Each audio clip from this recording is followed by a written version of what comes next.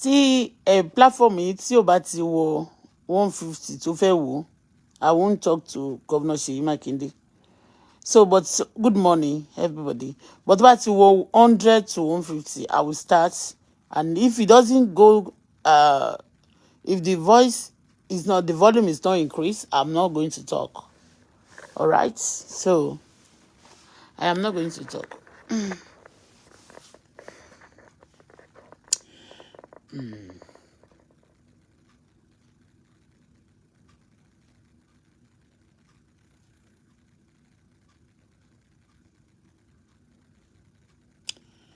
Your Excellency, Governor Seyi Makinde. Kíni yẹn sì tó bá jẹ́ Èkó ló ti ṣẹlẹ̀, irú nǹkan tó ṣẹlẹ̀ yẹn, Ọlọ́run má jẹ́ ká rírú ẹ̀ o. It's not a good thing o. But mo fẹ́ béèrè nǹkan kan lọ́wọ́ wọn. Àwọn tó ní ọmọ wọ̀nyẹn gan, àwọn èèyàn ń béèrè question. Wọ́n ní pé àwọn parents yẹn ń kọ́. Ṣé wọ́n ti rí àwọn parents yẹn? Because tó bá jẹ́ wípé normally náà tí ó bá ti ṣe kinní wọn ò fẹ́ kí n sọ̀rọ̀ nìyẹn. Your Excellency jàre Governor Seyi Makinde, ẹ̀yin tẹ́ bá wà níbí bẹ́ẹ̀ ṣe ẹ̀ fáwọn èèyàn ká lè sọ̀rọ̀. A fẹ́ sọ̀rọ̀ nípa tampis tó ṣẹlẹ̀ ní Ọlọ́run dáríjì mi, tampers ni mo máa ń pè tamper pẹ̀lú life of people. But people don't want me to talk. Wọ́n ti ń kúrò lórí ẹ̀, wọ́n ní kí gbẹ́nu kúrò ń bẹ̀ ni, no problem.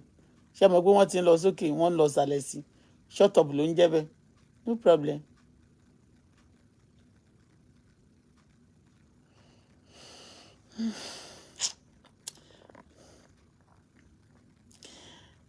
Àwọn Southwest governors, maybe all of them should be doing meeting. Like àwọn tó bá ti pa èèyàn. Irú ìkéèsì kan tá a gbé kalẹ̀ ní orí live chat ń bẹ̀ yẹn sìn.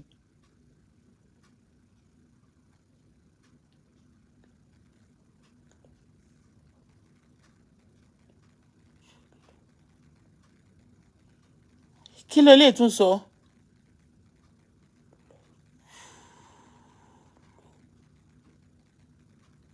Ìwọ tún ni olójú ló Bọ́lá. I don't understand. Me understand Yorùbá yín o. Ẹ pẹ̀lẹ́. Àwọn Southwest. Ó tiẹ̀ ní nǹkan tí mo rí lánàá. Tí bá ti fẹ́ ṣe chat lónìí, tí bá jáde tí fẹ́ ṣe chat. Ṣàbí kéèyàn má tiẹ̀ sọ̀rọ̀ mọ́ ni.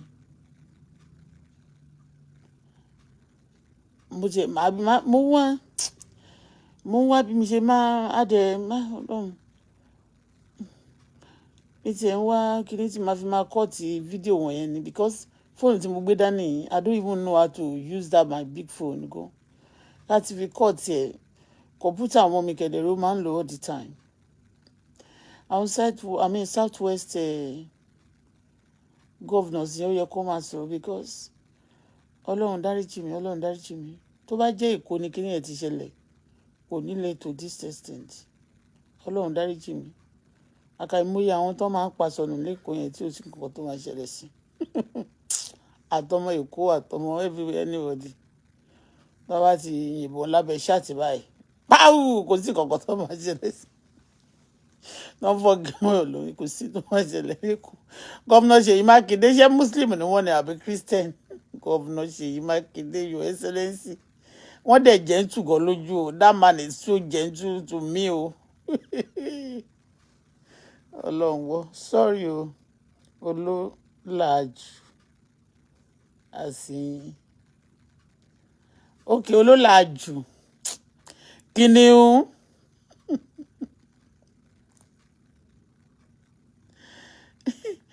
Governor Seyi Makinde burú o. Lẹ́gẹ́lẹ́gẹ́ can show you see.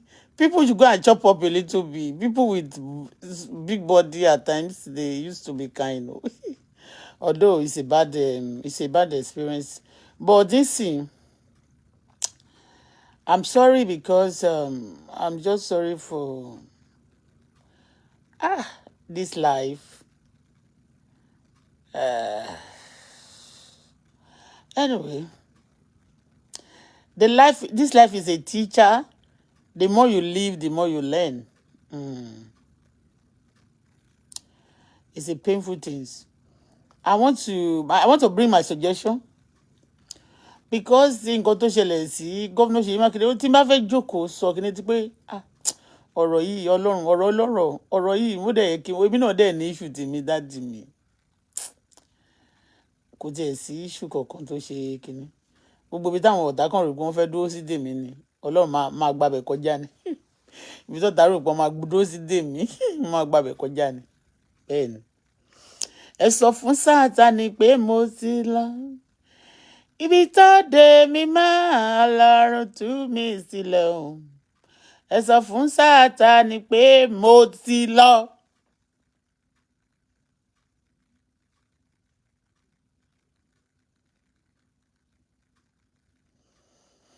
Thank you, Father.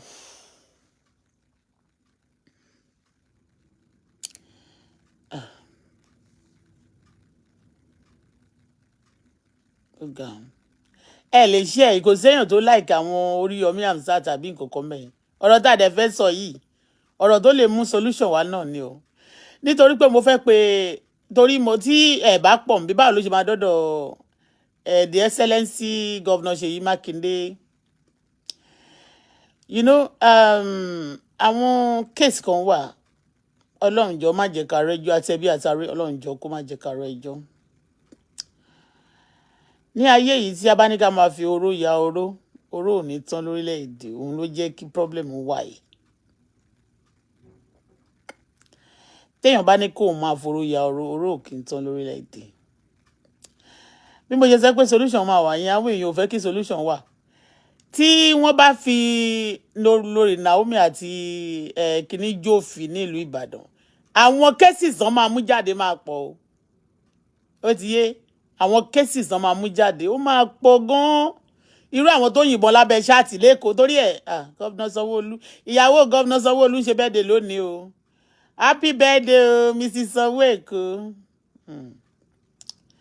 happy birthday to you madam the pretty olórí Sanwó-Èkó no rival àwọn tó fẹ́ bá yín ṣe rival ń jọ sí àti bá yín lé wọn gbó lọ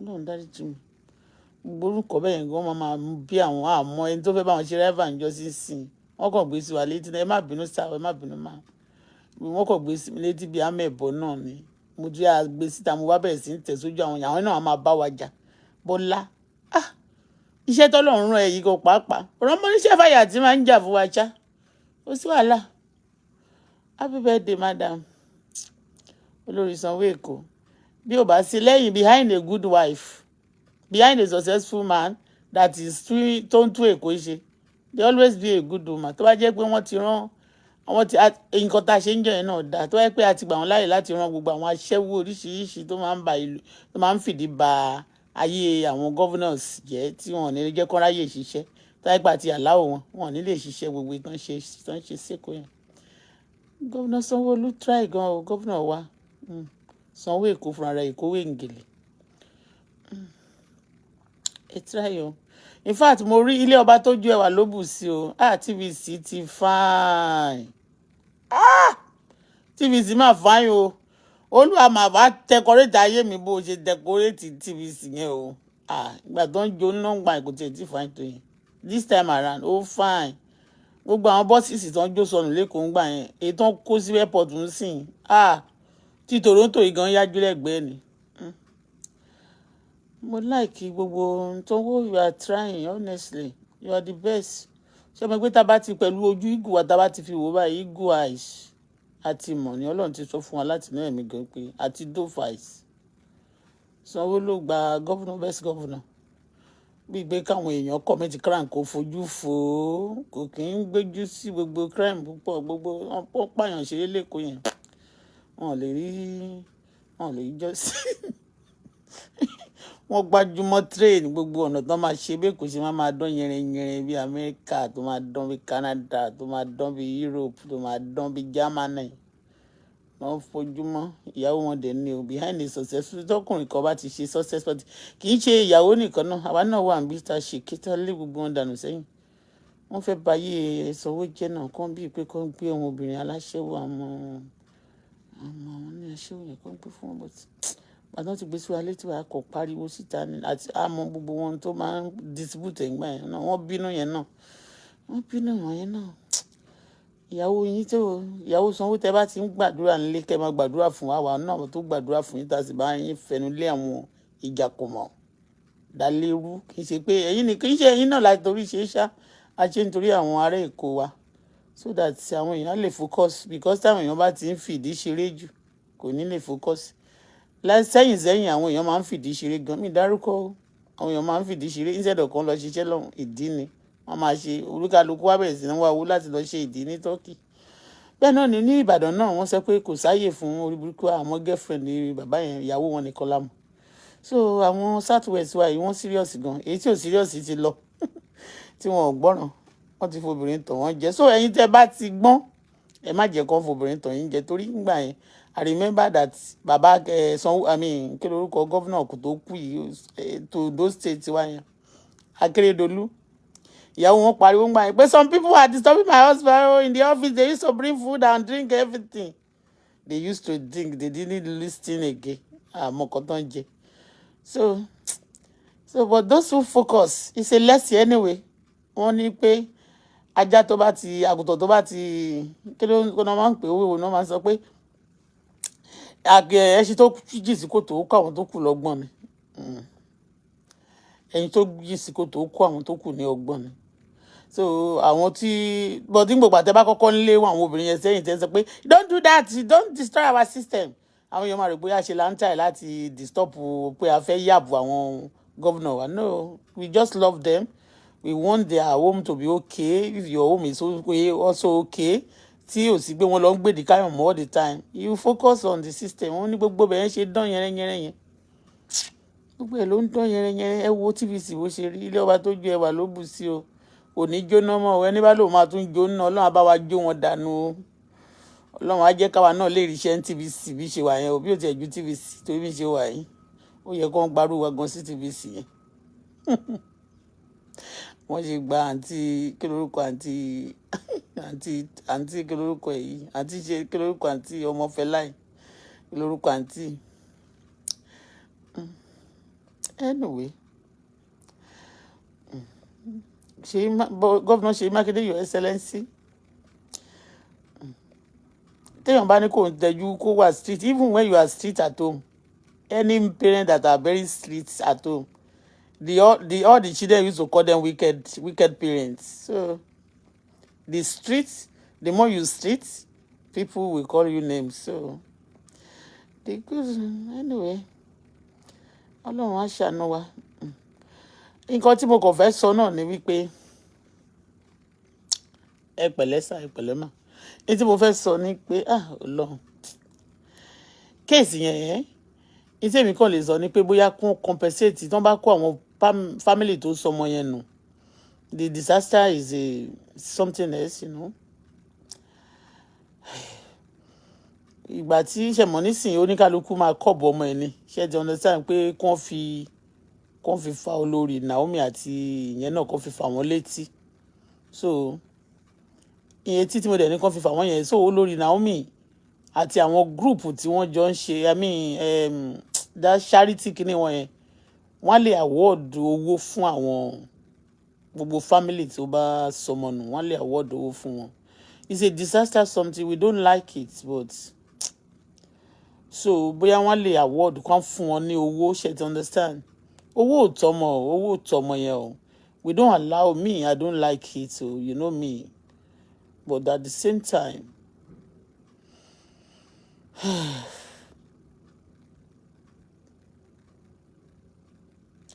because reason ni pé kì í ṣe àwọn ni ó ṣe pé wọ́n gbébọn lọ síbẹ̀ láti lọ pa wọ́n ṣó ti yé yín bẹ́ẹ̀ kó ṣe pé wọ́n gbébọn ṣe ti understand pé kán award kán jẹ́ kán rí gbogbo parents yẹn kí ìjọba dialogue pẹ̀lú àwọn parents yẹn kó dẹ̀ jẹ́ kí case yẹn náà wà open because up till now some people also wọ́n béèrè fún wọ́n question wọ́n query iṣẹ́ yẹn pé àwọn ò rí àwọn parents yẹn pé the government should have a meeting with the parents tó sọ àwọn ọmọ nù tí gbogbo ọmọ wọn kú.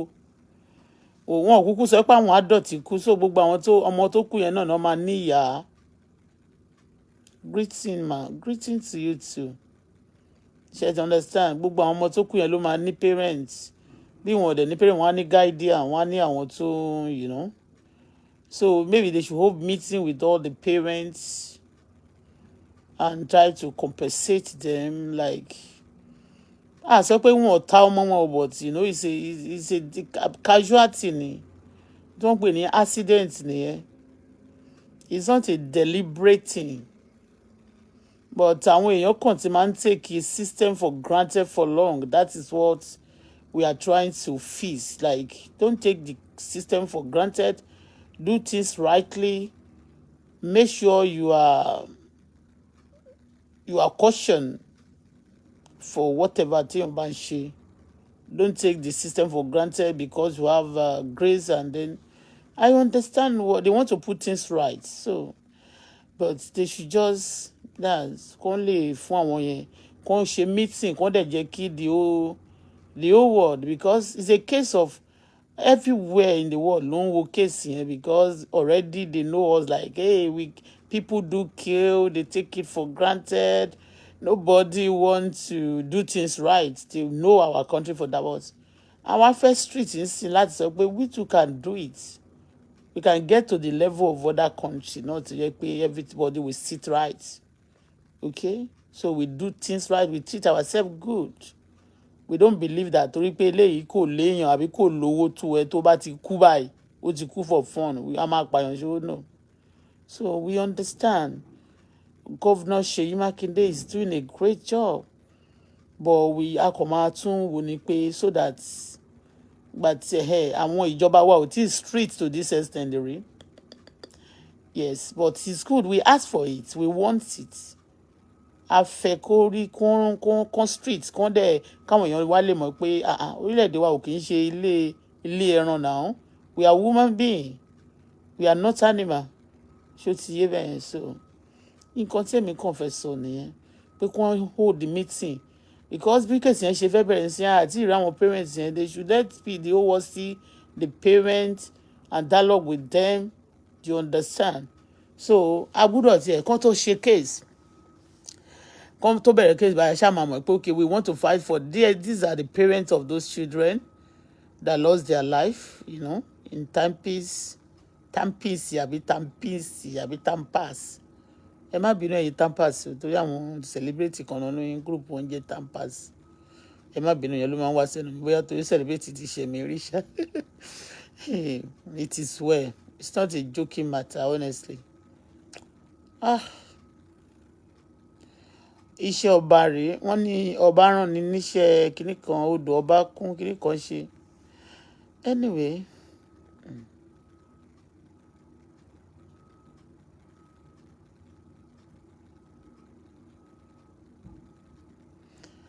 Oh, no, I never call anybody. I will call today. You said you sent it to my email. All right. Yesterday, somebody from the bank, they called me. They said they'll be working on it. Only they said my that's a company name account. They said the letterhead was black and blue. I mean black, like it looks like a photocopy. Do you understand? But they say I have to redo it, and I've done it yesterday. I sent it back. They called me themselves yesterday. So from the customer service. Like me, it's not that I don't want to call, but I will try. I just believe that without calling somebody to fix things, even like me, excuse me, if I'm close to the authority, let me just put it that way. I believe maybe I'm a wife of somebody. If I want to go to anywhere, I should be able to disguise. Like not covering my face, but just go to anywhere, not using connection. Get in there, I need this, I just get it. Not because I know this person, I have to call somebody before things can be fixed. I don't like it. Doesn't happen like that in abroad. Everybody have rights. When you go to bank, If a billionaire come to the bank, the way they will attend to the billionaire, that's how they will attend to you that you just have 1,000 or you have a couple of dollars, So that's what I believe now. That's what I believe. You understand? That's what I believe. That you'll be using connection, mojomo babalagbaja, mojomo yalagbaja. No, even if I used to people, I love people, I still want to do things naturally, normally. Do you get it? So, picking on my USA, using your long leg, even some people who don't have long leg, that they have short leg, they still be using it. People be using leg. People use bonbon, using hand leg. I mean, they use hand, they use arms. So that's my belief, Sha.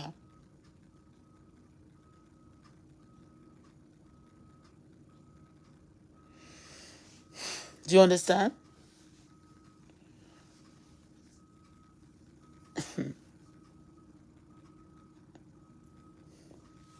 Ìgbà tán ti pè mí lánàá yẹn náà. The moment they called me, má ṣọyàn lẹ o, má ṣọyàn ègídáná lẹ o. Àwọn èèyàn ń dẹ́rù bà wá. Kò sẹ́rù kankan. Kò sọ̀rọ̀ tó ń bọ̀ lókè tílẹ̀ ò gbà. Bí wọ́n bá ju àdá sílẹ̀ nígbà 30 times bí pẹlẹbẹ ló máa fi múlẹ̀. Tó o bá ti jẹ gbì o lè kú gbì.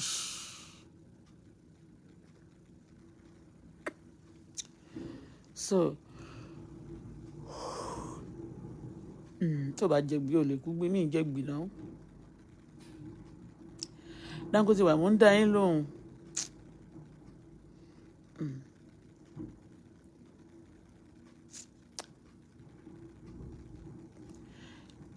Abẹ́rẹ́ pé mo fẹ́ I can't leave my Dangote for anybody o.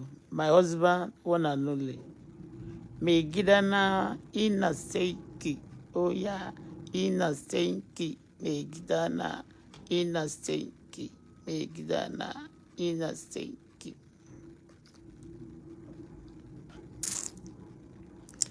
Me gidana ina steiki. Ní táwọn èèyàn fẹ́ ṣe gbogbo ẹ̀ ló yé wa pátápátá, gbogbo ohun tí àwọn èèyàn náà dẹ̀ ṣe. At times, you just use something to correct some people for them to call them or pay.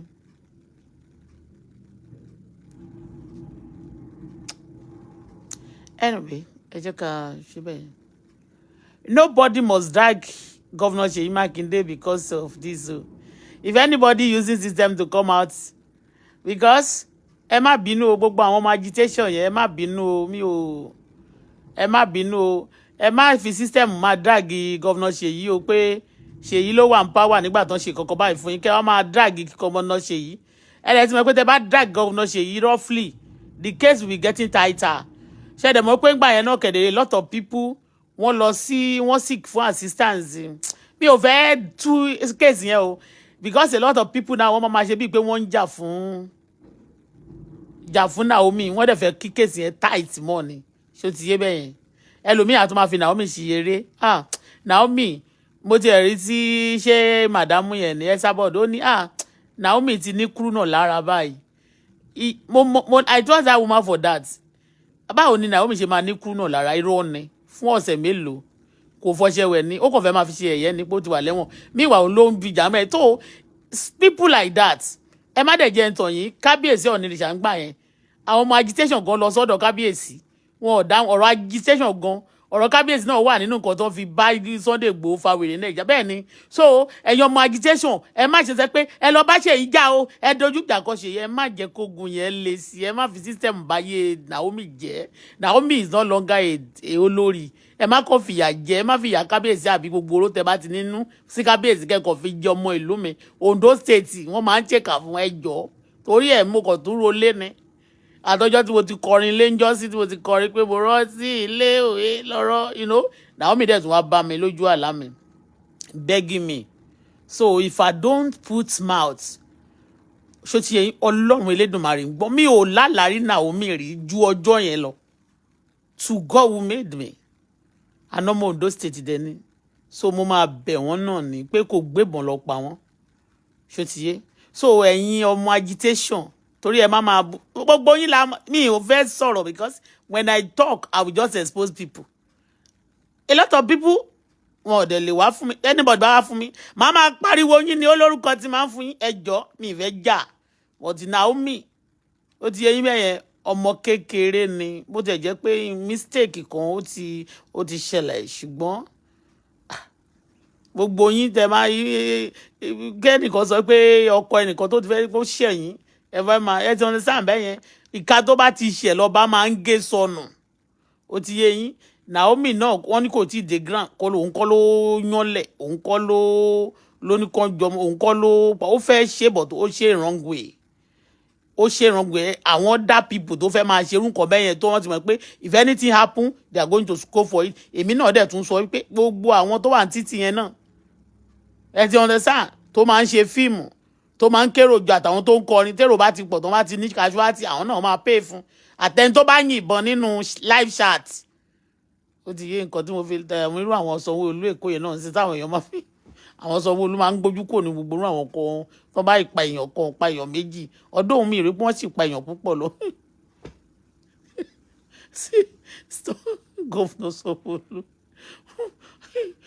àwọn irú ẹ̀jẹ̀ ń sọ ọ̀kan táwọn governors wa máa ń ṣe nísìn ṣẹ́rí governor Ogun State nísìn wọ́n hate àwọn ọmọ cortisone tó ń slaughter yẹn wọ́n ṣiṣẹ́ gan o ó yẹ kó gbé award pé ẹni tó ṣa gbogbo tó try láti ṣa àwọn killer àti bẹ̀ǹdúbọ̀ àdúgbò wọn ó yẹ kó gbé governor kó fún governor Dàpọ̀ Abíọ́dún ní gbogbo wọn ló qualify fún one thing or the other I am telling you governor Dàpọ̀ Abíọ́dún ó yẹ kó gbé award fún pé governor Dàpọ̀ Abíọ́dún ó try láti ṣa gbogbo àwọn mẹ̀dúnbù gbogbo ọ̀nà yé wa wọ̀nyẹn ó ti yé wọ́n máa ṣà wọ́n sà ó wọ́n ṣà wọ́n wọn ọ̀dẹ̀ tí tán kékeré lẹ́yìn yẹn wọn ò kọ́ ṣà àwọn bàbá wọn ni wọ́n ṣà àwọn olórí wọn àwọn olówó wọn ó ti yé bẹ́ẹ̀ wọ́n ṣà àwọn ó ti yé yín àwọn ìránṣẹ́ wọn wọ̀nyẹn gómìnà Dàpọ̀ Abíọ́dún ló yẹ kó gbé àwọ́ọ̀dù yẹn fún ó ti yé bẹ́ẹ̀ iṣẹ́ gidi náà ṣe o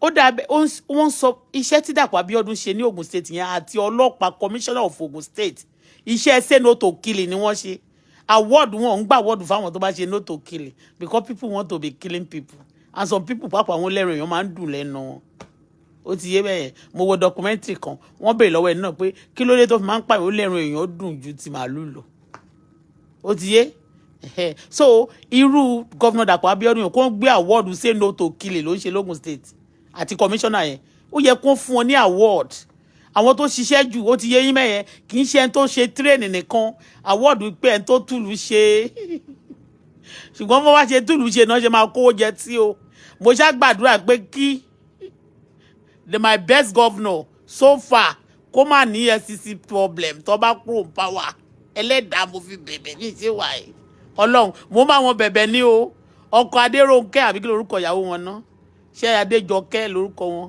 mò ń gbàdúrà o ọlọ́run o má jọ ní problem EFCC o tó bá kúrò power o mo gbàdúrà ní o because the more you do activities the more you get money I know it from long time ago ọ̀rọ̀ tí mo sọ yẹn ó tọ́ ni o àwọn ni pé state tó dáa jù ń sìn ẹ mọ̀ pé Èkó ni àwa la lè kó ẹ mọ̀ pé Èkó àkété ìlú ọgbọ́n kò gbúdọ̀ má rí bẹ́ẹ̀ òun ló dáa jù òun náà túnṣe jù ó ti yé bẹ́ẹ̀ yẹn but ìlú tí wọ́n ti like security tó ti save jù báyìí ń sìn tó ń try láti save jù òun náà ni ìlú Ogun State wọ́n pọ̀ ń bẹ̀ gan àwọn Ogun State pọ̀ tó ń ṣe kíní yẹn ṣé ó ti yé bẹ́ẹ̀ yẹn but Ogun State àmọ́ Ìbàdàn mọ́ Èkó yẹn wọ́n jọ ṣàlàní so they are all in it so Dr. Dàpọ̀ Abíọ́dún náà ṣé doctor ni wọ́n àbí governor Dàpọ̀ Abíọ́dún he also qualified for award àti wọn ò fún wọn ẹ lè fún wọn ní award January ṣá àti governor commissioner for police commissioner kí lorúkọ máa yẹn o ọmọ Mushin Ọlámùtú Abíọ́dún Ọlámùtú wọn qualify fún ó yẹ kí ọba wo ló qualify fún award wọn ò fún gbogbo àwọn ọba yẹn ní award ní ọdún yìí ó yẹ kán fún ọba Kano ní award Yes, ó yẹ kán fún Olúwo of Ìwó land náà ní award. Kì í ṣe rọ. Ó yẹ kán fún Olúwo of Ìwó land ní award. Ó kàn fún no kì í ṣe South Africa Kano. Mi ò orúkọ wọn kàn fún ní award. Kàn fún àwọn tó yẹ fún award. Nísìnyí ó ní best náà. Best governor. Kíni ni mo wá rí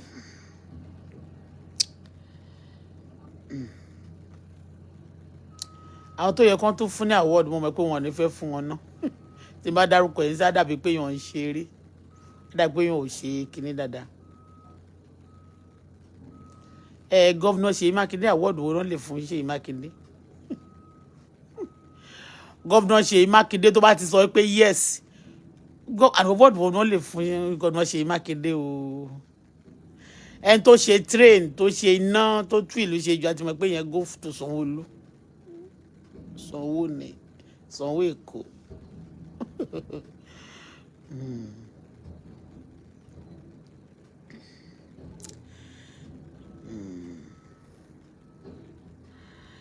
Okay, ṣé Ọ̀ṣun state náà award ta ni wọlé jù?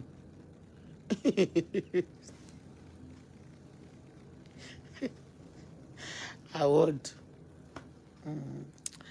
Yes, àwọn South kìíní mo ní mo fẹ́ ló yẹ kí mo discuss. Wọ́n sọ nǹkan kan o, ẹ má bínú sá o.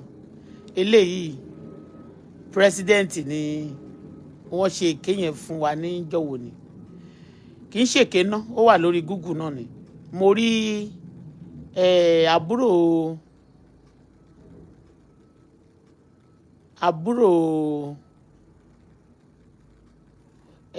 Isaac Fayose, Mr. Isaac Fayose.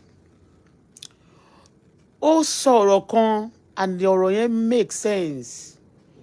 He mentioned all the governors, 36 states of Nigerians, and he mentioned all their names and all the resources, the mineral resources they have in their states. They are not making use of it.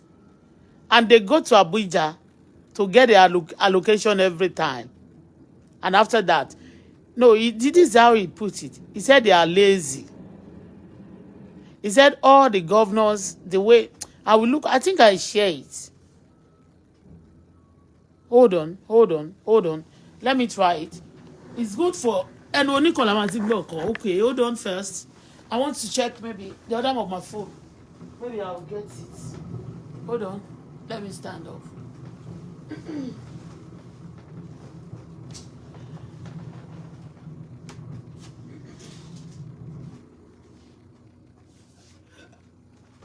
What I mo share? I want to check it. But I shared it yesterday. I wanted to post it. But Facebook, ó ti bà gbogbo platform mi jẹ́ nítorí I don't know. Mi ò mọ reason náà fi kọjú mọ́ mi báyẹn bíi pé mi nìkan ni mo wà ní orí social media yìí. Ẹlòmíì follow mi kì í ṣe for good. Just to torture me ni. Láti fagbára wọn mi pé kékeré lábẹ́rẹ́ kéré kì í ṣe mí ìfẹ́ dìyẹ o. Pé a kò lè sanra jù wọ́n lọ but àwọn tóbi jù àwọn jù wá lọ. Kò sí wàhálà. Machine show. I want to show you ni mo fẹ́ play. Ọlọ́run má jẹ́ kí ṣé mo rí phone mo show ẹ sí. Ó dẹ̀ kó lele. Ọlọ́run má jẹ́ play o.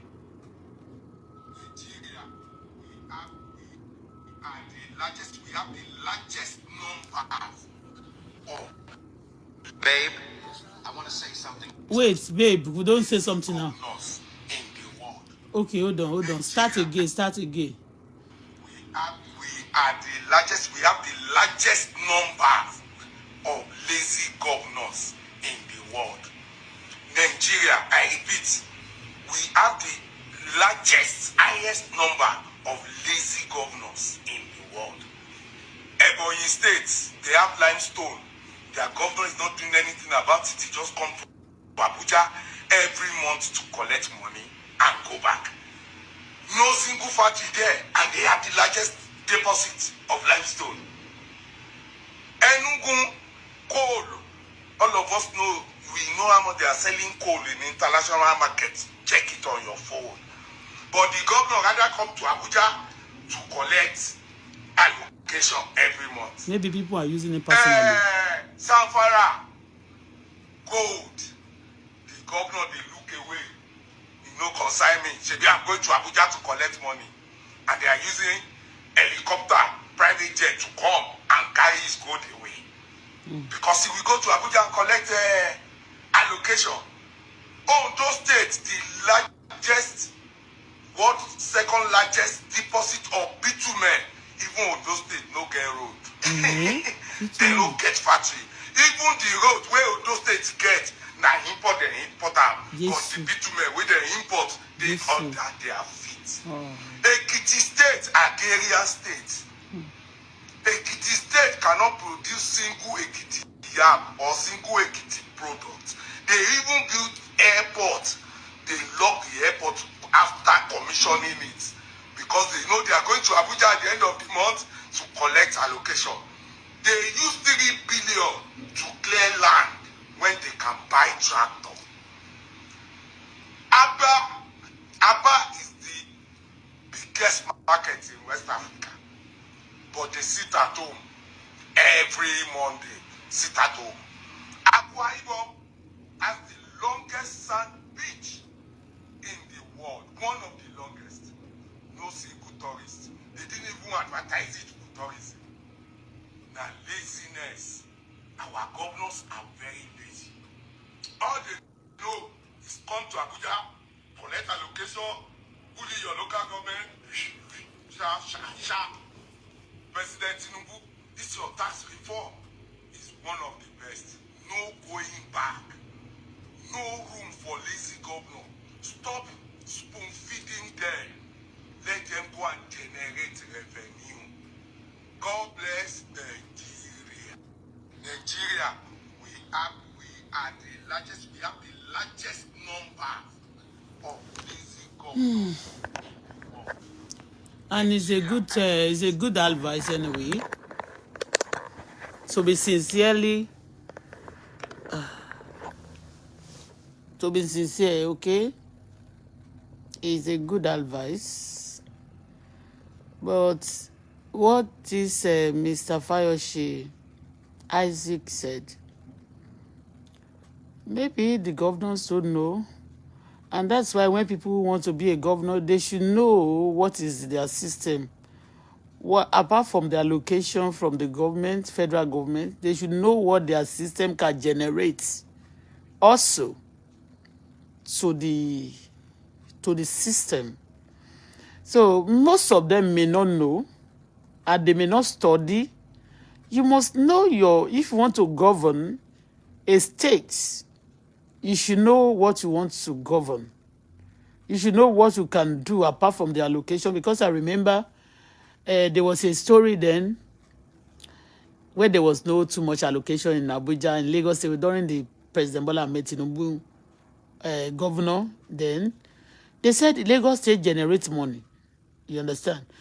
And everybody can also generate money. You may have opportunity more than each other, but there's nobody that's totally rubbish. But some people don't know. Seriously, they may not know exactly what their states. Some people may be a governor and they don't know it. You understand? So, whatever anybody have in their state, if they don't know, they should try to let them know. Also, federal government can also work with them. Many people we are shouting Lagos State is the best. They are doing this and that in Lagos State. It's because ẹni tó mọ̀ díẹ̀ ọ̀rọ̀, ẹni tó mọ̀ náà ti ṣiṣẹ́ ń bẹ̀. Àwọn tó mọ̀ náà ni àwọn tó ń ṣiṣẹ́ ń bẹ̀ tẹ̀lé. I am telling you.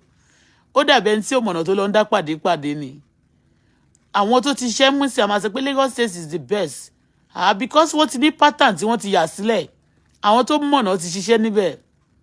To know what they can do to better the country, to better the state, and what the state can also do to generate money. They know that. So some people don't have They are in the midst of plenty. They don't have a knowledge of how to bring it out, how to make the plenty.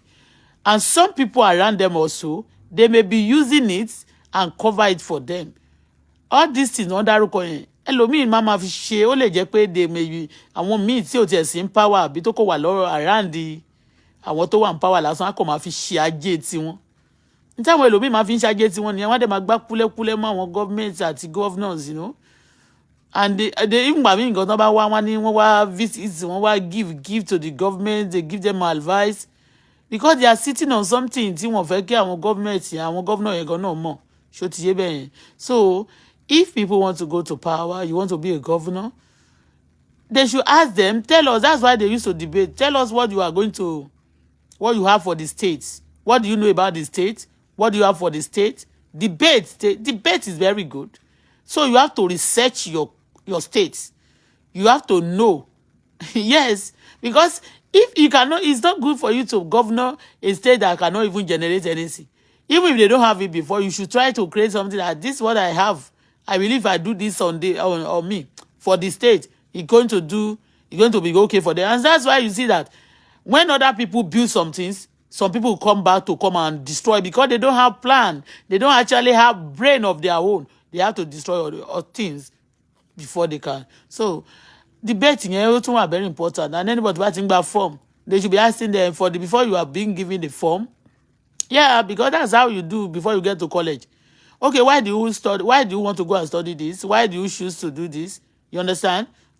You should know the reason why you are doing something. You want to be a governor, you should know what you can generate and what your your state is up to. And the resources, the mineral you have in your state is very, very important. Yeah, it's very, very important. So it's a good thing. It's a very good thing. So you know what you get? It's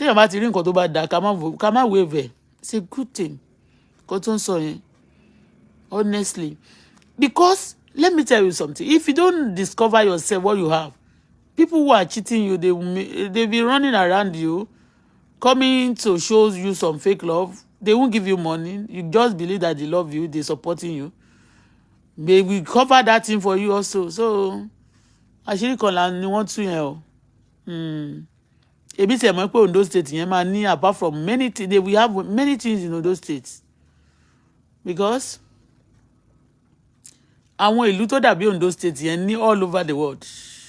Bí South Africa, gbogbo òkè tí wọ́n ní South Africa, wọ́n fọ́ ibẹ̀ ló ti rí diamond. Wọ́n rí àwọn a lot of mining, a lot of things ni wọ́n máa ń rí nínú àwọn òkè níwọ̀nyẹn. And that's why ṣe máa ń ráwọ̀ ẹlòmíì tán máa wá ń gbà yẹn. Tán máa ní wọ́n fẹ́ bẹ̀rẹ̀ báyìí lọ fọ́ òkúta kan. Tán bá ti ń fọ́ báyìí gbogbo àwọn nǹkan tó precious nínú ẹ̀ báyìí náà máa kó. Wọ́n náà máa bá yín kó pàtìpàtì, wọ́n máa ń bá yín fìlè ojú títì. A máa rò pé yes, wọ́n ń ṣe dáadáa fún wọn. Because nǹkan tán kàn máa fi fọ́ kíní yẹn ni wọn ò ní. Mẹ́rin kò dẹ̀ ń ṣe nǹkan tó jẹ́ visible things ni. So bọ́n ṣe pè wọ́n nílé sí gọ́vnà yẹn náà.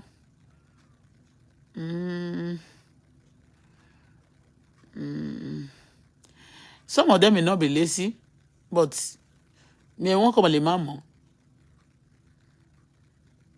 Ẹlòmíì kan dẹ̀ lè wí pé nǹkan tẹ́lòmíì ò ṣe tẹ́lẹ̀ ṣé mi fẹ́ máa ṣe.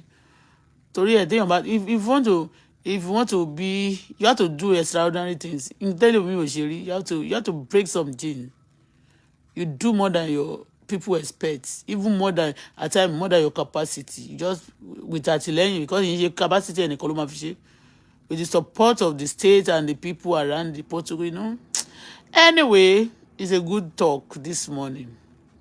So intaso yìí ṣẹ́rí ṣáàtì yìí bó ṣe lágbára tó ń sìn yẹ rí pé wọn ọ̀pọ̀ ń bí báyìí, very powerful. How to sort out the issue of Ibadan. And also this one. It's a powerful one. But people... Anyway, thank you for holding me. It is well. Have a wonderful day. Bye.